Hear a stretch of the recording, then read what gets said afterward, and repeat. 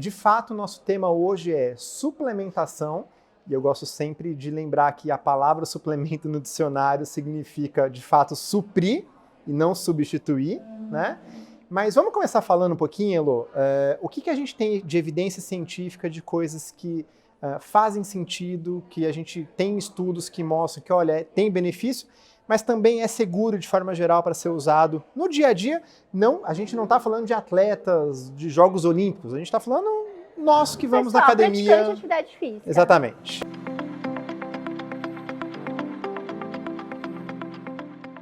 Olá pessoal, sou Rafael Buch Jorge, da SBEM, Sociedade Brasileira de Endocrinologia e Metabologia, e a gente está nesse projeto de chamar convidados para falar sobre algum tema pertinente do dia a dia de consultório, seja do médico, seja do nutricionista, ou, por que não, pessoas não profissionais de saúde que têm esse interesse. E eu estou com a Heloísa Teodoro.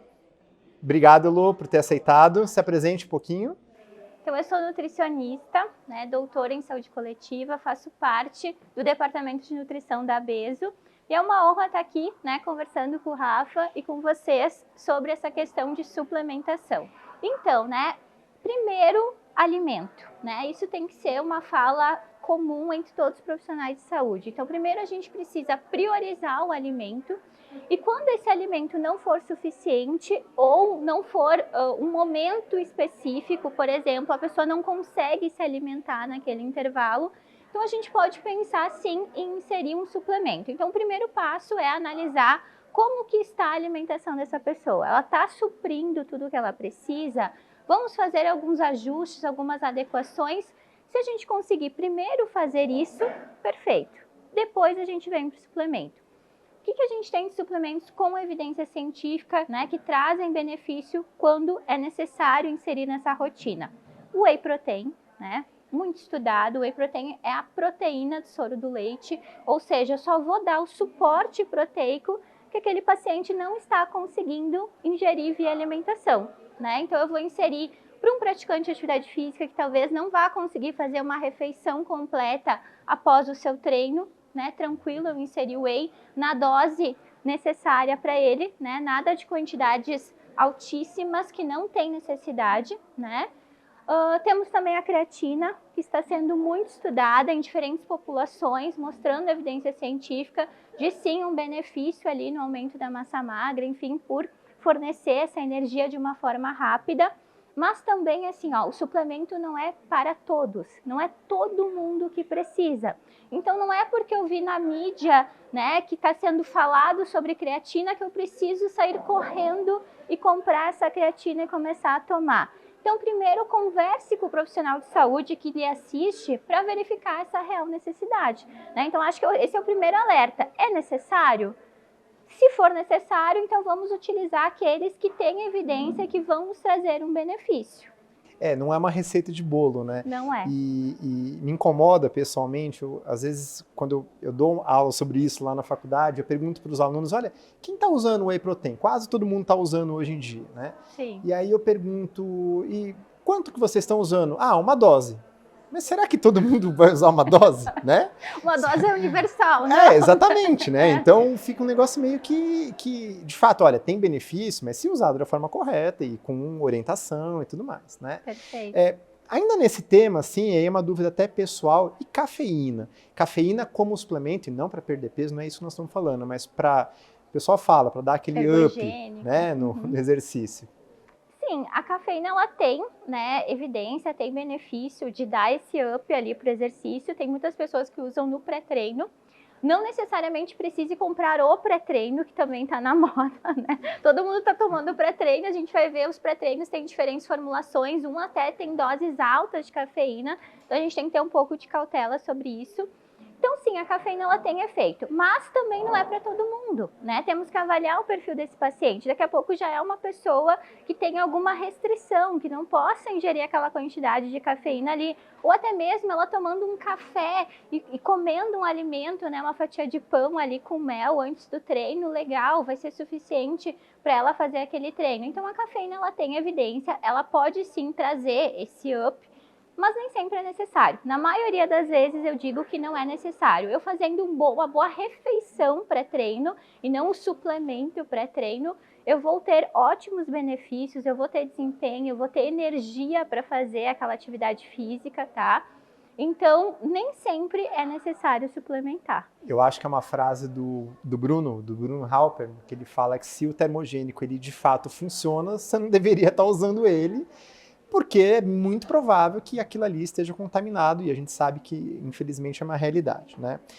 E aí, Elo, o que a gente pode falar de bruxaria, vamos dizer assim, né? Eu brinco lá no meu Instagram, né? Bom, o pessoal gosta de acreditar numa bruxaria, Adora, né? nossa. Mas aí, assim, de forma científica, né? O que o pessoal está usando e que a gente vê com perigo, com algum risco e que a gente deveria limitar bastante isso daí? De maneira geral, o que eu tenho visto bastante são polivitamínicos, né? Isso assim, ó, a pessoa já chega no consultório, né, sem saber muitas vezes ter um diagnóstico presente e já está utilizando o polivitamínico que ela comprou por conta na farmácia. E muitas vezes o próprio atendente da farmácia, né, fez uma forcinha ali para vender para essa pessoa. Então ela não precisa, muitas vezes, ela está tomando doses além, né, do necessário, mas já está na rotina dela. Então, assim, não utilize polivitamínico, né? Acho que essa é a regra geral, não utilize. Se necessário, vai ser avaliado por um profissional de saúde e vai suplementar o que realmente é necessário. E não é necessário suplementar de A a Z, né? Então, às vezes, tem casos que, ok, eu vou dosar, né? Tá com uma vitamina específica baixa, vamos fazer correções alimentares, mas se estiver numa dose que vai trazer um prejuízo para essa pessoa, a gente vai suplementar, né? Então, ela precisa ser cuidada, ela tem que ter o hábito de ir ao profissional de saúde, né? Fazer seus exames de rotina, que também não são muitos exames necessários de rotina, e avaliar o que realmente ela vai precisar suplementar. Então, polivitamínico, de maneira geral, não é necessário, tá? O que mais que a gente pode pensar, assim, de bruxaria que nem tu fala, né? Esses pré-treino também estão bem na moda e tem de tudo, né? Tem nitrato, tem cafeína misturado, tem carboidrato, enfim.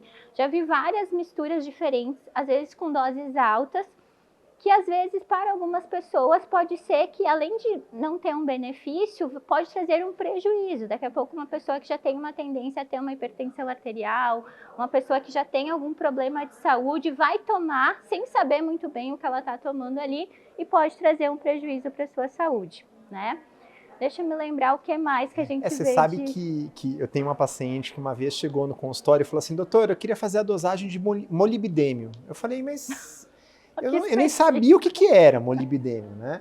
Aí ela olhou para mim e falou, não, mas no de A a Z tem lá molibdênio. Eu falei, mas se você não sabe para que serve, por que você está tomando então, né? Exato. Ou seja, as pessoas têm a ideia de que quanto mais, melhor, né? Não, na verdade, o suplemento vitamínico, a história de que mal não faz, existem algumas vitaminas em excesso que fazem mal. Vitamina D intoxica, por exemplo. Foi o que a gente vivenciou na Covid, né? Todo mundo tomando doses altíssimas de vitamina D, achando que estavam se protegendo, e depois a gente teve um monte de pessoas com hipervitaminose, desculpa. Pois é.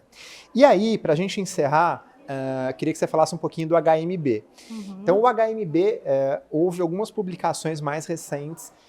Salvo engano, ele até entrou em alguma diretriz para prevenção de sarcopenia em idosos, mas é uma sociedade só. Ainda é um tema muito debatido. Qual que é a tua opinião? O que a gente tem de evidência nisso?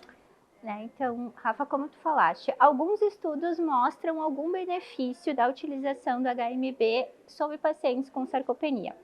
Mas sempre que a gente vê o resultado de um estudo, a gente tem que analisar um pouquinho mais a metodologia desse estudo. Então, alguns estudos compararam assim, né? Pacientes sarcopênicos, sedentários, idosos, né? Com a inserção do HMB e mostrou um efeito positivo. Claro, porque ele tinha outras coisas antes para ser mudada. Então, pensando nesse paciente, né, idoso com sarcopenia e sedentário, primeira coisa que a gente tem que pensar é o aporte proteico. Então, o idoso por si, ele já come menos proteína, né, pela questão de digestibilidade, de mastigação. Então, o primeiro passo é a gente fornecer a proteína suficiente. O que é o HMB, só para a gente explicar para quem está nos assistindo? Ele é um metabólito da leucina. A leucina, ela é um aminoácido que a gente precisa ter, né, para síntese muscular e para evitar a proteólise, que é a quebra muscular. Então, né, o que foi pensado? Se eu suplementar diretamente o HMB, eu vou reduzir essa ação. Ok, mas eu tenho que pensar um pouco mais para trás. Eu preciso dar um aporte proteico suficiente para a pessoa ter esse aminoácido para cumprir a sua função. Então, se a pessoa se alimentar adequadamente, e eu posso muitas vezes suplementar o whey protein, por exemplo, para idoso, que tem leucina e que vai cumprir essa função de melhorar essa situação de sarcopenia. Então a gente tem que ter um pouco de cautela, né? Eu entendo que a gente ainda não deveria sair suplementando HMB, tem que avaliar cada caso e identificar se realmente aquele paciente vai ser beneficiado com essa suplementação ou se a gente tem que dar uns passos para trás e ajustar outras questões primeiro, como a gente falou lá no início, food first, né? Então primeiro o alimento.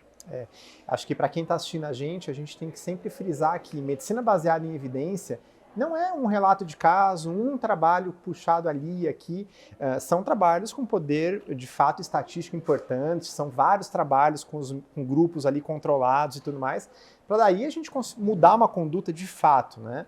Porque senão a gente começa a fazer o que eu brinquei de bruxaria, a gente começa a fazer experimentos aqui e ali, e isso não é medicina, isso é bruxaria, né? Exatamente. Manda uma mensagem final aí, Elô, para quem está assistindo a gente acabar. Então, a minha mensagem final é que você primeiro pense na sua alimentação, na sua rotina, no seu bem-estar como um todo e depois avalie junto com o profissional de saúde a necessidade de suplementar. Então, o suplemento vai ser sempre secundário à alimentação. E muito obrigada pela atenção de vocês. Obrigado, Elô. Então, convido todo mundo a seguir assistindo essa série de entrevistas que a gente está fazendo. E até mais, pessoal.